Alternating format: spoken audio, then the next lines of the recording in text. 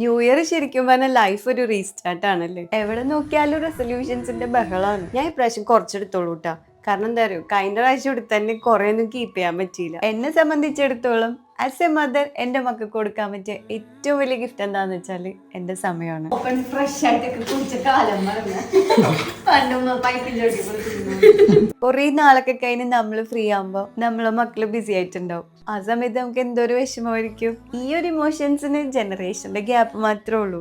Feelings ഒക്കെ same ആയിരിക്കും. ലൈഫിലെ എല്ലാ തിരക്കുകളൊക്കെ മാറ്റി ഒന്നിനെ പറ്റിയും ചിന്തിക്കാണ്ട് ഒരു ദിവസം ആ പ്രസന്റ് മൊമെന്റിൽ ജീവിക്കാൻ അടിപൊളിയല്ലേ. അങ്ങനെ ഒരു സ്റ്റേക്കേഷൻ ആയിരുന്നു ഞങ്ങൾ ഇത്തവണത്തത്. Vedic Village, Kodungallur.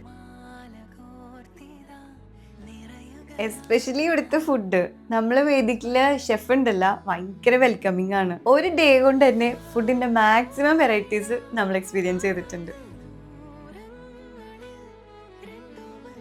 വേദിക് വില്ലേജിലെ ആംബിയൻസിനെ പറ്റി പറയുകയാണെങ്കിൽ ഉണ്ടല്ല, കാം ആൻഡ് ക്വൈറ്റ് പീസ്ഫുൾ ആയിട്ടുള്ള ആംബിയൻസ് ആയിരുന്നു. നമ്മൾ ഫ്രണ്ട്സ് ആയിട്ടും ഫാമിലി ആയിട്ടും ഈവൻ കപ്പിളായിട്ട് കൂടിയും നല്ലൊരു സ്റ്റേക്കേഷൻ ഒക്കെ നോക്കുന്നുണ്ടെങ്കിൽ വേദിക് വില്ലേജ് നല്ലൊരു ബെസ്റ്റ് ഓപ്ഷൻ ആണ് കേട്ടോ. മെയിൻലി ഇവിടുത്തെ എസ്തെറ്റിക് ആംബിയൻസും പിന്നെ ഫുഡും എടുത്തു പറയേണ്ട ഒരു കാര്യമാണ് കേട്ടോ വേദിക് വില്ലേജിന്റെ ഹോസ്പിറ്റാലിറ്റി.